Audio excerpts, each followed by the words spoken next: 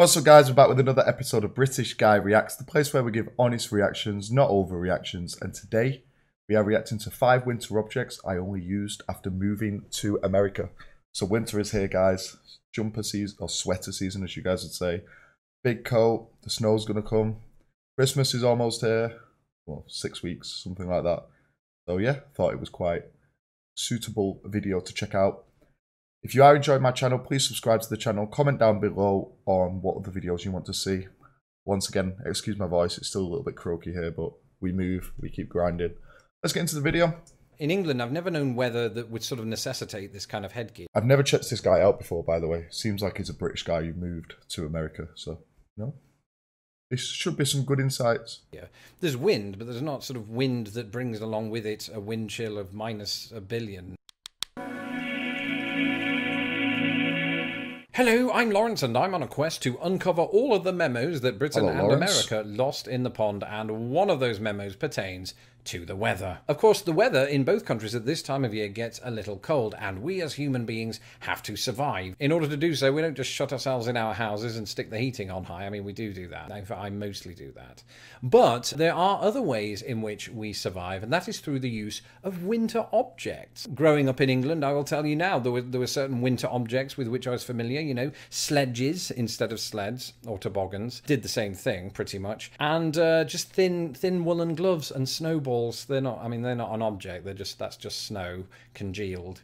But after moving to America, it was always a hard decision that when you're a kid, you want to wear gloves to make snowballs because it keeps your hands warm, but you can't make as good snowballs. With no gloves, you can get a nice compact snowball, lob it at your mate's head. You know, way more effective without the glove, but you face the consequences later. And you can't just put your heating on anymore, mate. Energy crisis these days costs money, you know. Can't just be doing that. It's time to wrap up. I realised there were actually a plethora of different objects I'd never encountered before because I never needed them. And so what we're going to do today is we are going to go down 1 to 5. Honestly. Actually, no, in reverse order, 5 to 1. And look at the very objects about which I'm speaking. Now, before we do get underway here, just a quick disclaimer and a recap. The disclaimer being that some of these objects may well turn up in England. It's just that I didn't have cause to use them back in England. And I don't think that I was an outlier in that regard. Whereas the objects I'm about to talk about are actually quite commonplace here in the United States as opposed to in England. Okay, so that's the disclaimer. Okay. And the reminder is, when I first moved to the United States, I moved to the American Midwest. Very specifically, I moved to the middle of Indiana. I've since moved on to Chicago. Of course, in both places and in much of the northern United States, snow and cold weather is absolutely paramount. That's probably not the right word. There's an abundance of it, shall we say. And we'll be looking at that as compared to the UK in a future video.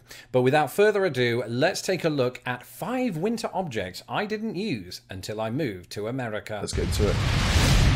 Snow shovel. Well, this is an interesting one. So shovels absolutely exist in the United Kingdom. It's just that they're usually used for shoveling dirt. And because of the sort of rare event that is snow, you won't usually find somebody purchasing what is referred to as a snow shovel that's sold as... I've seen him in Home Alone, you know, the old guy who Macaulay Culkin thinks is the bad guy. He's a snow shovel, right? You have the stories about him. But yeah, he's right. We don't use snow shovels. Never really have that need for it. And if it does happen, you just stay at home. You just call in work. Can't come into work today. Sorry.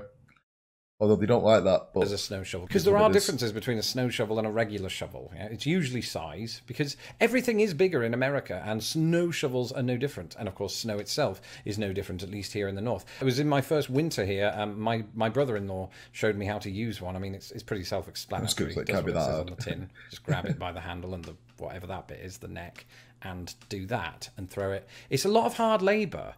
Nobody tells you that going in. And my brother-in-law didn't tell me that going in, and I left with cramp in my arm. Actually, it would have been very useful if you'd have told me about the next entry on this list, you brother. Snowblower. We have leaf blowers. I'm guessing it's the same concept, but for snow. Unfortunately, just like the shovel, I don't have one of those handy to show you because I rent these days. But they are absolutely brilliant. And again, I've only used one once, but it was the absolute coolest machine, literally, because it was filled with snow. But the thing is about it, it's not filled with snow. I mean, it is temporarily, but what you do is you just push it along like this, right through the snow, and it just pushes all the snow out to the side. It's a bit, usually hits family members, brother-in-laws specifically. I did apologise at the time. And I still haven't spoken to him since. But they are absolutely... This guy reminds me of David Mitchell from IT Crowd. I don't know, that's a very British show. Funny guy. Really amazing. We just don't have cause to use them much in the UK. You may see members of the council using them, but not actual human beings. So that was quite a revelation to realise that a lot of people had snowblowers just hanging around in their sheds. And the sheds were covered in snow too, so you had to use the snow shovel just to get into them, to get to the snowblower. It was like it defeated the purpose entirely until you did the garden. Both of these come in handy when you're just trying to get through the snow and to your actual car. We experienced this for about 8 years when we owned a car while living in Indiana, and I will tell you one of the worst jobs during winter is shoveling the snow away from the vehicle just so you can get out. Sometimes it gets 2 feet deep and, you can't even see your car, much less get in it. And then once you've cleared all that away, you've still got to contend with the ice on the windscreens. And you can either turn on the car, heat it all the way up and just sit for an hour until it all melts. That's not happening. Or something else you could do if you were in a rush, which was me most days because I slept through my alarm, is you could scrape all of that ice off with what is known as an ice scraper. We have ice scrapers for the cars. Again, I think they have these in the UK, but they're only used really in very, very extreme circumstances. This is something that you will do multiple times every single winter up here in the Midwest of the United States. I know, I did it, and I got a return to that arm cramp that This guy's from the south of England, though. I can tell by his accent. I'm from the north of England. We definitely use ice scrapers pretty much all the way through December, January. It's cold, your windscreen's frozen, you got to get the ice off. But this one we definitely do have. I got from the shovel. It is just one long winter of arm cramp. I will say this, though. There is something quite pleasing about that. If you're wearing the right gloves and it's not too cold out, never do the ice scraping without gloves because you'll regret it 5 minutes after getting into the car. But if you've got gloves on and you're doing that, it is quite cathartic.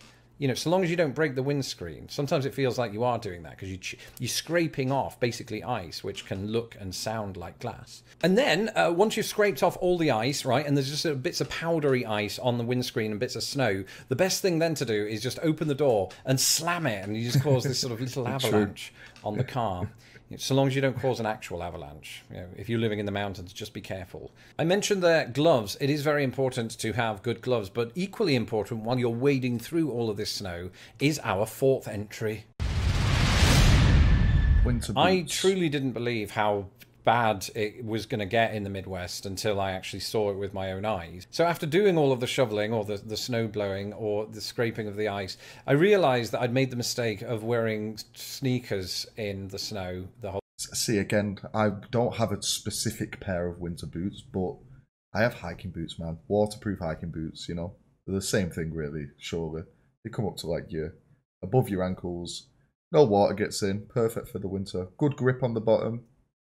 Don't need winter boots. Whole time. Don't do that because there's a number of reasons. First, the snow gets inside your shoe. You don't want that, and also it's just cold and wet all round. So you need to be able to keep your feet warm. I think that's almost the most important thing because those are the things that are going into the actual snow. So to do that, you have to have one of these. Well, not one. You need two. They would be really silly if you only had one. It's a boot, but look at it. It's bigger than me. And I have to get inside this. It is, you do feel protected. I feel like a foot soldier when I'm wearing this. And I do have another one just for the record. It's right here. Sorry, they've not been cleaned since last winter. Why's your right one so dirty? I'll get round to that. Put one of them down because they are cumbersome and heavy. Arm cramp. Again, arm cramp is the thing that happens in winter. But they are absolutely amazing. And they do keep your feet warm. There's absolutely no doubt about that. And if you're ever set upon by an enemy, just kick them between the legs with this and they'll never come after you again. It's really, though, two boots. It's this black boot right there that you see. But inside it is this sort of I'm going to pull it out. Look at that. It looks like a wrestling boot. I've never noticed that before. Again, if somebody comes at you, just pretend you are Ric Flair. Put that down. They're really good. I love them. I've had these 2 years. Absolutely need them in Chicago, especially if you're cycling in Chicago. That's nuts. Who does that in the snow? I did. Can't imagine cycling in those. Heavy feet. Last winter. I'm a brave soul. I wouldn't be quite as brave, though, if I didn't have the final entry on this list. So this is... It's a balaclava, but used to rob banks, right?